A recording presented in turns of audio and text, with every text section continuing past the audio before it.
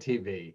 And our special guest is Emily Skophoff, the Democratic candidate for the State House of Representatives from the 28th Legislative District. Ms. Skophoff, thank you as always for chatting with me. I really appreciate it. Well, thank you for having me. It's nice to see you again. And as we get close into the home stretch, it's good to get another chance to chat. Well, we definitely are in the home stretch, no doubt about it. Let me ask you first, Emily, to describe the 28th district in your words. What is the 28th district? What is the 28th district? So I think the 28th district has been a bit misunderstood. I know that for a long time, it was very conservative, very Republican, pretty demographically homogenous, I guess you could say. But when I moved in here about 10 years ago, I think that was the beginning of where we were really starting to see things change. So it is a somewhat affluent district, but there are absolutely still pockets of working class people who've been here a very, very long time. We've got a lot more diversity happening. A lot more people from out of state are moving in here, not just people from outside the region, but actually people from outside the state. A lot of younger folks, a lot of people coming for, medicine, tech, education, all of those things. So it is a highly educated district, but it's a highly educated district that really wants public education and enjoys the proximity to a city while also having the ability to, have a lot of green space around them. But it's a district that I think is really interesting because it is in flux, and we are really seeing that it is evolving into something that, well, on the one hand, I think there are a lot that has to do with the values of what it's been, and people who sort of want to, I guess, if you'd say, sort of take that into the 21st century. So what does the 21st century of that look like? And that's where I think we are. That's a very interesting analysis. Is it in flux politically as well? Yeah, it absolutely is. So it is the fastest trending Democratic district in the state. We're seeing a lot of folks who are, even historically Republicans who are clearly voting for Democratic candidates, or, I wouldn't be here. Certainly, even Governor Wolf, Senator Casey have done increasingly well over the years. We're seeing Democrats end up on school boards and a lot of the borough councils where they've never had them before at all. So even just in terms of who's being elected, we are absolutely seeing that trend is really evident. Let me ask you, Ms. Skophoff, to give us kind of that 60-second bio. Who is Emily Skophoff? Emily Skophoff. Emily Skophoff is a really hard worker. I'll start with that. Emily Skophoff is someone who came from a working class part of New York, who grew up really surrounded by people who worked incredibly hard to give their family and their kids a better life than they'd had. And my parents were no different. I'm the daughter of someone who worked 6 days a week my whole childhood. My father did, a small business owner. My mother's a public school teacher. So I learned that hard work and integrity will get you just about anywhere. I mean, I think I'm sort of very emblematic of that American dream, where if you really are a decent person and work and outwork anybody, you can achieve just about anything that you want to. And so I had that success initially in the, getting into a great college, coming from a pretty middle-class background, pretty working class background, getting into a great school at Columbia University, then getting into UCLA for film school, which, with no nepotism involved, really just on my own hard work and grit and tenacity, having success in an industry that is known for being connected where I had no connections. And then as somebody who wanted to see my kids, my husband and I wanted to see our kids have a better life than we'd had, and our dreams for them were very different. And so we brought them here for really Western Pennsylvania values, where we could teach them what we grew up with, which was hard work and family, and then was able to start a nonprofit so that I could really put into action my desire to give back to my community and live that. And then really just running for office is a further extension of my desire to say, we can and should all find ways to serve our community. And for me, this was just another way to do that. 2 years ago, you ran against the incumbent, then House Speaker Mike Turzai, who, as you know, has since stepped down, giving and creating this open seat in the 28th district. You came closer than most Democrats, but you still lost. Why do you think you'll do better this year running against Rob McCurry, the Republican candidate, who is endorsed and supported by Mike Turzai? Well, I think that would have been an interesting question to ask Mike Turzai, because he is no longer here. And I believe that my campaign and all the support that I had in the district is one of those reasons. So clearly the Republicans felt that I was running a very credible challenge. The fact that, we came as close as we did, which is closer than anyone has ever come, given that initially I couldn't even get Democrats to return my calls. And I mean the stakeholders, not the folks on the ground here, but really running a campaign that was underfunded and under-resourced, to come that close with so little in terms of the traditional things that help a campaign run, I think says we could have been a lot closer had we had more financial resources. The fact that my opponent had to spend a whole lot of money to beat a first timer tells you, I think, quite a bit, not just about me really, but about the people that are behind me. And I'm really just the mouthpiece for a whole lot of people who want to see change. And I think what it did, coming as close as we did last time, that gave a lot of people hope. I think the last time around, people felt that a vote for me might have been a wasted vote, and so did not vote for me. And I know I heard as much after the election when I got a whole lot of, if we'd only known, both from stakeholders, from donors, from voters on the ground, and also the continued demographic change and understanding now what it takes to really run a campaign. Having run one, we come back with so much more experience, and people really now recognize, I think there was a lot of resignation before, which was change was not possible. They felt that their efforts would be futile.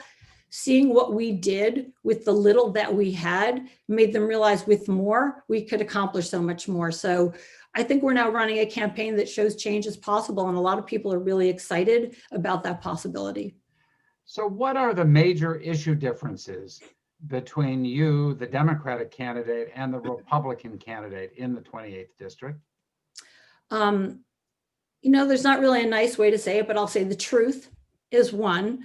We have always made it really critical that when we say something, we have really valid citations to back that up, that we use facts on our side. I've seen various things said about me that literally have no bearing on truth whatsoever.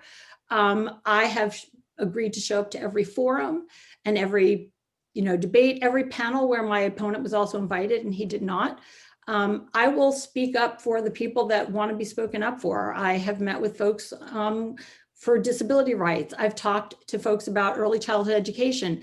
I do not believe in school choice as a euphemism for charters and vouchers. I believe that our tax dollars should stay in our public schools. That's a huge issue here in this district where people move here for these schools. And then to see our property values go down because we're having tax dollars taken out is not going to be that's not going to be thought well of. So I believe in public education and keeping it strong. I am absolutely a protector of the environment. I've been endorsed by conservation voters, Sierra Club.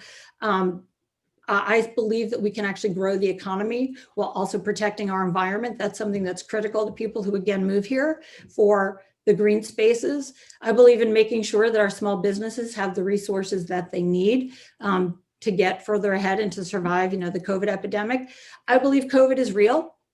I believe, I believed in wearing masks and social distancing for a very, since I tend to believe in science and data, which I haven't really seen so much of from the other side. I believe in, like I said, I believe in telling the truth. And I also believe in being engaged with my constituents and responding to anybody, regardless of party, across the aisle. I've had countless conversations with Republicans and independents, in addition to Democrats. And I will turn down no opportunity for a conversation, which I have not seen from the other side. And I know that because people have come to me saying, your opponent won't even speak to us or return our calls. Has this race become unduly negative? It's absolutely been unduly negative, which is ironic because my opponent originally reached out to say, I want you to know that we plan to run an honorable campaign. And then the first thing that I saw, which you yourself covered, was a lie about a quote attributed to me that wasn't even a quote attributed to me. And from what I hear, it's the most negative campaign being run against a state legislative candidate in the whole state. They're using dog whistles about being Jewish. They're using dog whistles about elitism, whether they're saying Beverly Hills values. I've never lived there. I'm not from California. I am from New York, as I said. I grew up with cops and firefighters and working class people. So not from California. So that's also a falsehood. To me, when you're running on lies, it means the truth is not strong enough.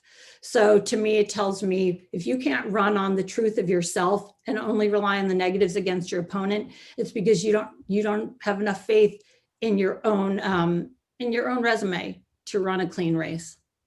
Let me give you the chance to speak directly to the voters of the 28th district. Tell them why they should vote for you over Rob McCurry. Sure. So voters of the 28th district, I came out here at the end of 2016 because I believed that we needed something different. I am running to be the kind of representative that I wish that I'd had, that my family had, that all of your families had had, which is somebody who is elected to represent every single person, who does not run saying, I am running as, on a Democratic platform, or I am running with strong Democratic values. I'm running on your values, on my values, on the values of this district. And the only way to know what those are and to really engage with those issues is to actually be available to you. Many of you will now have seen that my cell phone number is on signs all throughout this district.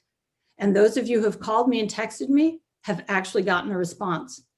I plan to be that accessible and that available and that responsive and that accountable through the entirety of this campaign and if elected. So if you want someone who's going to be there for you and your issues, you will have somebody in office who is going to hear you and respond to you no matter what party you are, whether you disagree with me today or not. Even if you vehemently disagree with me right now, I will treat you with the fairness and the civility and respect that every single person in this district deserves.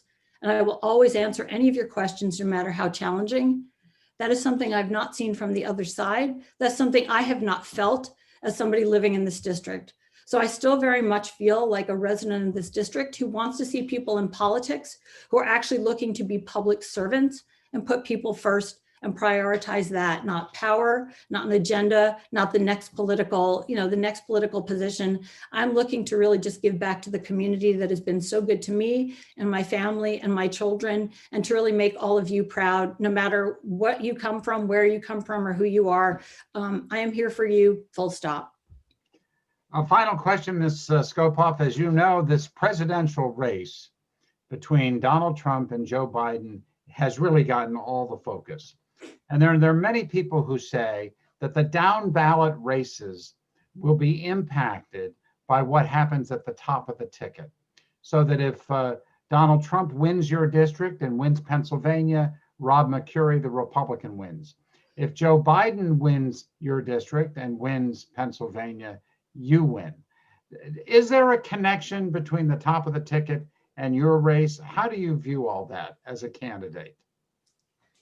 Well, I think there's always a connection between the top of the ticket and the bottom of the ticket. I think it's right now there's just a tone, that's out there. There is a feel about how politics are.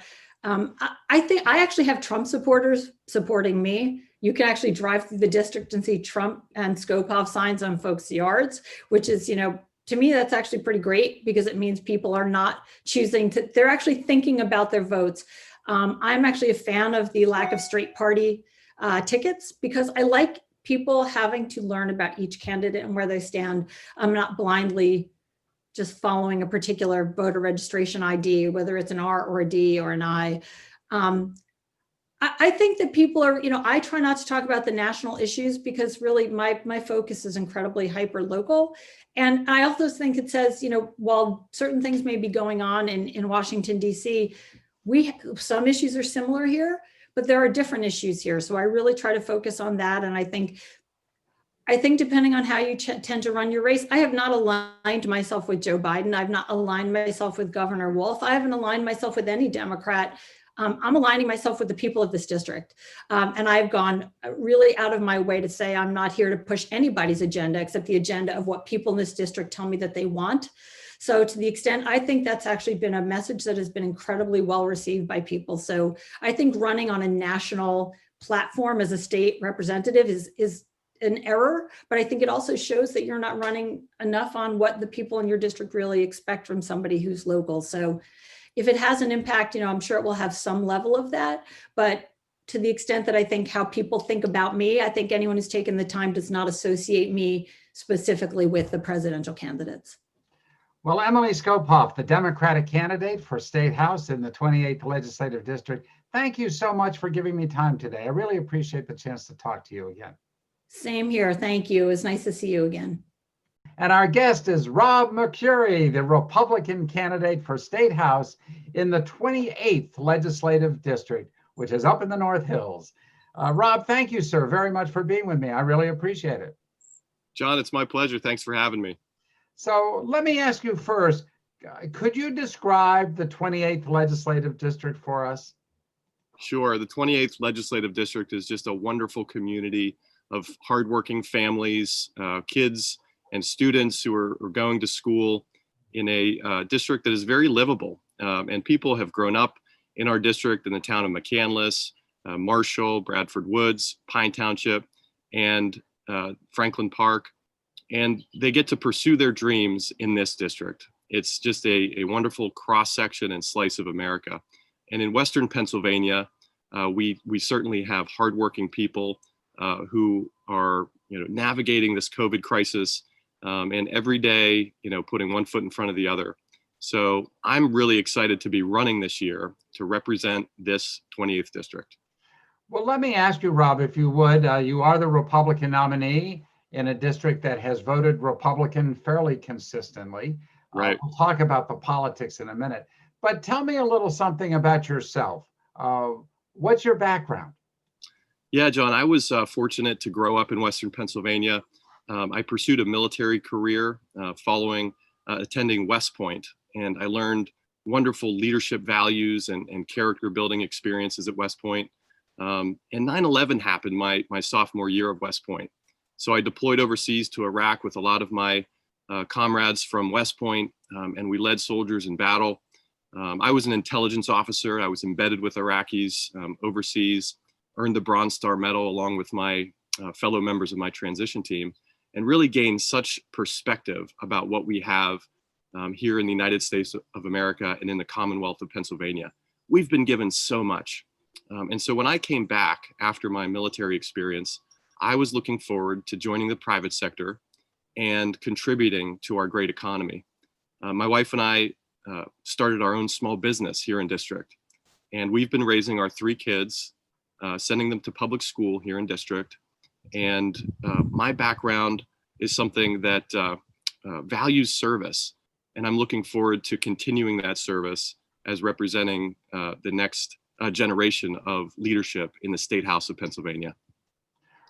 Well, thank you for that background. You are the Republican nominee to replace a state representative who has retired, and that, of course, is House Speaker Mike Turzai, longtime legislator from the district. So voters in your district, for the very first time in a long time, are getting to elect a brand new person. Yes. How do you stack up against Mike Turzai? You're from his party. Are you running to continue his legacy? Well, I have to tell you, John, Mike Turzai has a wonderful legacy in this district.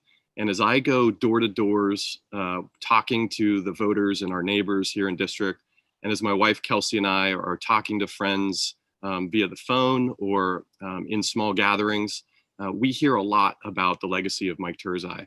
And what I hear the most often is that I know Mike and he helped me. And that's the type of legacy that I'd like to earn as the next state legislator for this district, is somebody who cares about the community, who's embedded in the community, raising kids in the schools, knowing our friends and neighbors, a small business owner who gets to partner with other local small businesses, attending church on Sundays and fellowshipping with other local people, and then taking the voice of our people to Harrisburg during the week to advocate for the things that they need. So Speaker Turzai was a great advocate for 19 years in this district, and I look forward to being a part of the next generation of that leadership. Are there particular issues that separate you from your Democratic challenger, Emily Skophoff? Absolutely. It's really a difference in ideology, John. And I think if you look across the issues, whether it's taxes or public safety or education, my ideology says that fewer government programs and less government intervention is better, that people do their best when they're free to make their own choices, and when they're free to live and work in the community and let the free market economy drive pricing and employment. And certainly government has a role to play in setting the rules of the game and making sure that there's equitable opportunity for everybody. But I think that's really the biggest ideological difference between myself and my opponent, is that desire for more or less government. And I think if you look at the Democratic set of ideas, they are that they would like more government programming. They would like free services that have to be paid for by higher taxation. And in my view, that stifles the long-term economic growth and ultimately the health of our region. And so that's how I would characterize the biggest difference between myself and my opponent. Do you think this campaign has become unnecessarily negative? I think politics in general have become unnecessarily negative. As when Kelsey and I got into this and we talked to our kids about doing this campaign and the opportunity to serve the community, we talked about it in terms of, we want to change the game, even if in a small way, by being more positive, by being constructive, by raising the bar in terms of the tenor of our politics. And that's what I've tried to do. Every day that I go out on doors, my son Kieran helps me put on this American flag pin, and he's 8 years old. So he's just getting his first glimpse of politics. And when I'm talking to voters, or when I'm having conversations on the phone, or when we're writing a mail piece or doing a commercial, I have his young mind and our daughter's minds as well in my heart, knowing that I want to honor their young spirit and make sure that I'm honoring them by being as civil and as honest as possible. And so I do think that we could do better. And I think we've got to change it one person at a time. Let me give you the chance, if I may, Mr. Mercuri. Tell the voters of the 28th District, why should they vote for you over Emily Skophoff, the Democrat? Yeah, thanks, John. Look, I've got the experience and the credibility to represent this district well. We're embedded here. I grew up in Western Pennsylvania and understand the values of this district. And my wife and I are raising our kids to love this district, be kind to others, respectful to others, and to fight for what's right. And I will be an advocate every single day for every single person of this district. I come at it, John, with a sense of gratitude for what we have, kind of born of the perspective I've gained as a military person overseas. Understanding that personal responsibility is the key to our society and our success as a country and as a commonwealth. I also bring an innovative spirit to our economic progress and our ideas for how best to educate our kids. And then it's tolerance and respect for every single person every single day. Those are the values that I'll bring to Harrisburg if you elect me to be your next state representative. Well, let me ask you finally, Rob, if I may. You are down ballot, as the politicians would say. Right. The biggest race out there is the race for president of the United States. Certainly. Your fellow Republican, Donald Trump, is running for re-election. And a lot of people think that the down ballot races kind of go the way of the presidential race. In other words, if Donald Trump wins your district and wins Pennsylvania, you are more likely to win than if Joe Biden were to win your district or win Pennsylvania. In your own words, how does your race relate to the presidential race, if it does at all? Do you subscribe to that theory? There's no doubt that our leaders set the tone, and certainly the president and the vice president, as leaders of our party, do set the tone, just like the Vice President Biden and Senator Harris set the tone on the Democratic side. But this race is about local issues. That's one of the nice things about running for State House this year, is that it's about local issues. It's about the state of Pennsylvania, about restarting our economy and getting back to work safely, making sure that our kids are educated and fully funded in their schooling, and that they have what they need to operate remotely in their education. And it's about getting small businesses the help that they need to restart and continue to thrive. And so I would say, John, that while the presidential race does set the tone for politics this year, Inside of that, we've got a local race here that will be determined ultimately by how the people of the 28th district feel about my and my candidates' views and ideology and our skills and credibility to do the job. So I think it will be determined ultimately on those local issues. Well, Rob McCurry, the Republican candidate in the 28th Legislative District, thank you, sir, very much. It was good to be with you. I appreciate you talking to me. Thanks, John. Have a great day, and thanks so much.